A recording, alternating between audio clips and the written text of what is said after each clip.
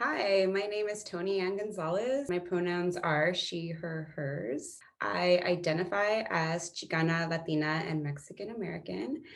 Please do not call me Spanish, Hispanic, or ethnic looking. My family is from Mexico and Texas by way of Mexico. I speak English and mostly Spanglish. However, I'm trying to be more Spanish proficient. This is what looking bilingual means to me. What was life like for your Mexican American family in Nevada, where you grew up? And how and when did that change, both at school and for your family? Growing up in Las Vegas, Nevada, I was predominantly living in an all white neighborhood and went to all white schools, which was a very interesting experience, especially in elementary school at the beginning, because I did grow up speaking Spanish as my first language. So did my siblings. But once we were thrown up in the school system, it was very common at the time in the 80s and the mid 80s to dissuade from parents allowing their children to speak Spanish because of fear of getting behind in school and being in ESL classes. Other students that were in ESL classes, a lot of times they were basically a little bit forgotten and they would be held back in grades. When I was in first grade is when the school insisted on my family only speaking English at home, which was very different because for us, because Spanish was our first language, we grew up with my grandmother who took care of us most of the time. So it was a fear for my parents to get stuck in that system of not fitting in, specifically in the school system that we were in, and also looking like we were on the other side, like we were the other in terms of, who we were, trying to be an American family, but not really necessarily fitting in 100%. So when that happened, it's just my parents kind of made this decision because, in loving us so much and not wanting us to have to struggle in the ways that they struggled, it became a household rule to only speak in English unless we were speaking to Duablala. Otherwise, we only spoke in English. And from then on, it was almost like I lost a little bit of myself, a little bit of my identity. I saw myself getting a little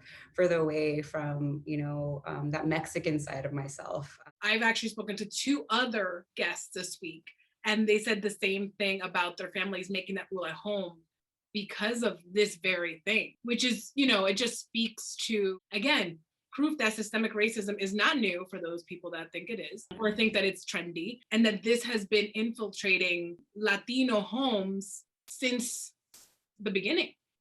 Oh, exactly. It's so much entrenched in our society, our institutions, and in our systems.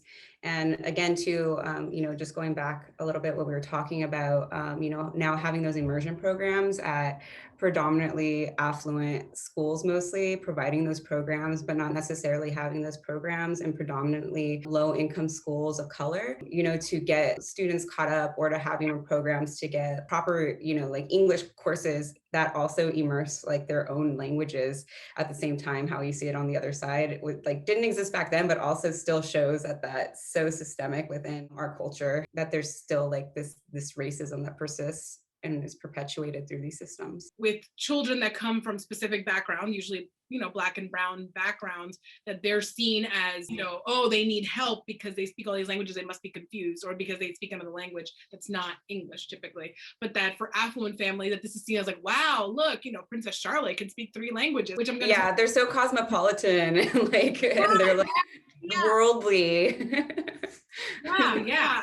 And you described feeling stuck in an in-between space, right? Ni de aquí ni de allá, not knowing where you belonged. Was there a defining moment or a set of circumstances that fueled you to reclaim your language and history? And how are you doing so? Growing up, I always felt like I was kind of in that liminal space. And as you said, ni de aquí, ni de allá. And a lot of that stemmed from growing up in a mostly white neighborhood, going to mostly white schools, where it wasn't necessarily white enough, obviously. And I wasn't even 100% American sometimes, or that's what some of the kids would say to me when they would find out my Mexican American heritage. Which is actually interesting to look back on and reflect. And on the flip side of things, in Mexico, visiting my family, I had this sense that I wasn't Mexican enough. I didn't speak the language. I didn't really understand a lot because I had been removed from it for so long. So it was super interesting navigating the space and not knowing where I belonged for a really long time. Even like not negating where I was from, but kind of ignoring it because that's how I was raised to kind of be. And not again in a bad way. It was more of, we need to kind of fit this mold that we've been taught we were supposed to fit. And it wasn't until I moved to East Los Angeles, actually, where my mother's family now lives. And I was immersed in Mexican American and Chicanx culture. And I hung out with people that looked like me, that felt the same way. And that's where I kind of found my footing, I guess. My space of wanting to reclaim my heritage, what was taken from, many of us through settler colonialism, and trying to heal that open wound of colonial occupation over our land, our identity, and our history, right through all of these institutions that we keep having to battle against, to fight against. And I like to bring up this concept by Gloria Anzaldúa, who's a queer Chicana poet, writer, and feminist theorist, who terms his space as Nepantla. And so it's like this Nahuatl word that literally means in between or in betwixt or in the middle. And most often the term is referencing things like endangered peoples, cultures, and or gender who due to things like invasion, colonization, conquest, marginalization, or forced acculturation engage in resistance strategies of survival. And this larger cultural space of Nepantla becomes almost a consciousness rooted in the creation of a new middle. And so it's reclamation of historical memory. I had a really great conversation with you about that the other day.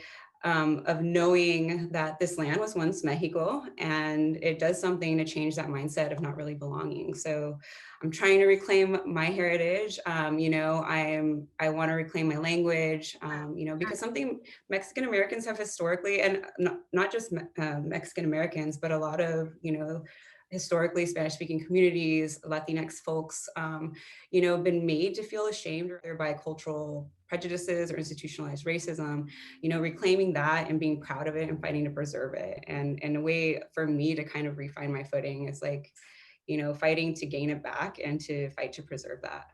The word reclaim and reclaiming heritage and reclaiming language has just come up so often in that word. And it's just so beautiful to see that so many people are making this movement. This is the time for that. And not that people haven't done this before, but that with such full force, it's something that's being spoken about so much more openly. And obviously we have social media and we have just faster ways of communicating and of creating community and cultivating that community that other people through those means, but also through hopefully projects like this and other just words of mouth can continue to cultivate and reclaim their heritage and language. Can you tell us more about your graduate work and how that ties into your journey?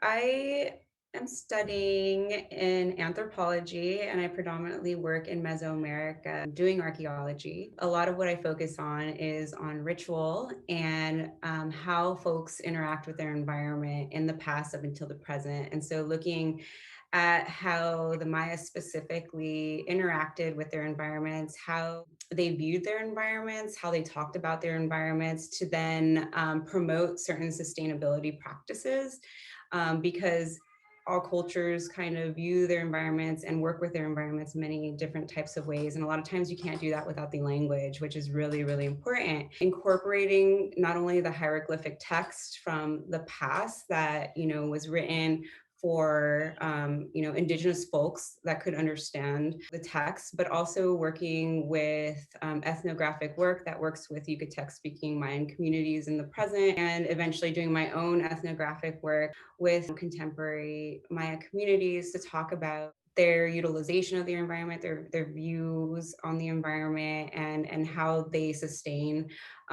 their environment. And I think we had like a really great conversation the other day about language and the importance of it, because language is so important, and that's why it's so important for me to reclaim my own language, because speakers of different languages think differently, and the language that you speak shapes the way that you think and see the world in terms of things like ideologies, cosmologies, values, morals. The list goes on, right? And think about how crazy like this is. There are more than 7,000 languages spoken in the world right now. And that's like saying there's 7,000 different cognitive universes, right? Because the way we speak about things just can say so much. And you can't see the picture or even begin to understand unless you know the language and talk to the people it was written for and talk to the people that are speaking it. And again, it's sad because we're losing much of that language diversity right now, and we're losing much of those worlds. So in my work, I want to incorporate not only the hieroglyphic text, but the voices from contemporary Maya communities to understand the relationship with their environment, because it's such a different perspective. Not to mention, it's important to include and to do that harmoniously. So in collaboration, and that's essentially what I want to do, is do collaborative work with these communities. And there's just a lot we can learn in terms of present day sustainability practices from these communities who, more times than not, their voices are not included in the conversation of conservation and, what we're dealing with climate change right now.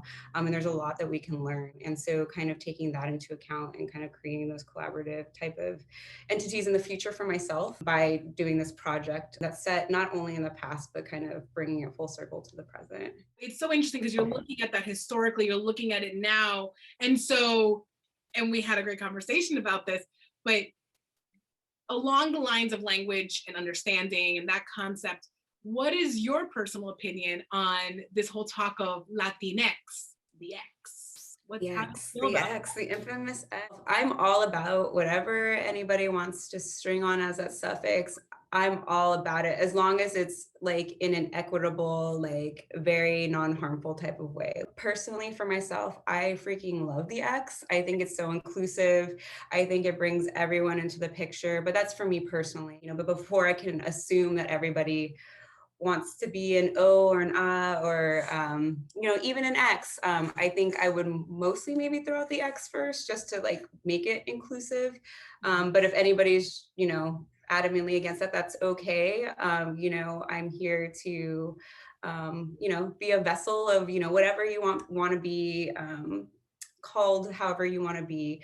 These are all just super amazing examples of the intersectionality of people with Latin American heritage. I'm referring to you as how you would like to be referred to. I think that's just really important. But yeah, I'm all down for the X. I'm into the X. Into the X. as you continue to do your work and reclaim your Latinidad in all the senses that is, how else do you hope to impact your community around you? Working in our communities is so important, and being an instructor, sometimes you get students that are so wanting to make change for the better and, wanting to fight the world and create, just like a just future for all of us, which I'm all about. I want to do that. But they get so inundated with, how do I do that? I'm one person. Like, how do I move forward? And one of my biggest answers to that is start in your communities. Like, there's so much going on in our communities, and it's important, to be there for our Latinx, brothers and sisters, specifically too, if those are our communities that we're involved in, or even in spaces where we're kind of tourists. So right now I'm living in Santa Barbara for school, not necessarily my community, but there's people here that I feel that I identify with as being Latinx. I feel as while I'm here by being a person that's, almost like this matter out of place within the context of Santa Barbara, to be here to do things to better help my community. We were talking a little bit about food sovereignty and food solidarity the other day, and that being very, very important. There's a lot of food insecurity in a lot of our communities of color, specifically low-income communities. Food apartheid is a real thing. Our communities many times do not have access to healthy, nutritious, and culturally appropriate foods. And that's not natural, right? And that's important to understand. Food apartheid, or what some folks like to call it, is food deserts, are constructed. It's institutional. It's a purposeful thing that perpetuates the infrastructure of, everything that is our food system. And food is a part of our identity and culture. They're super important. We had a wonderful conversation about beans the other day and how important they are to us and our, type of being that we want, and it should be available for all folks. I really appreciate the fact that you mentioned like culturally appropriate foods and culturally specific foods for people, because so often we think, well, this person doesn't have access to food, we just need to get them food. That's not all they potentially need. That's real access. That's really thinking through how you can be impactful in a community, not just for show, but for actual change. starting at that community level and being part of these programs, getting involved in urban gardening or food banks in those areas. Also in education in some of our lower income communities as well, because they're not given the resources to kind of have some of these programs. So like volunteering time when we have it, finding small ways in which we can impact our communities and helping, those around us. That's like the first step sometimes to take, and it's feasible, right?